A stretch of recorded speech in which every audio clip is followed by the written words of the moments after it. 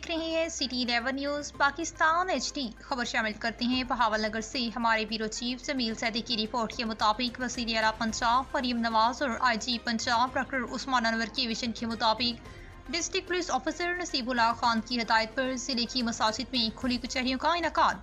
بہاول نگر مرکزی شیعہ مسجد میں کھلی کچہری کا انعقاد کیا گیا اور DSP صدر محمد فیاض نے کھلی کچہری میں آنے والے سائلین کے مسائل سن کر ان کے حل کے لیے موقع پر احکامات جاری کیے۔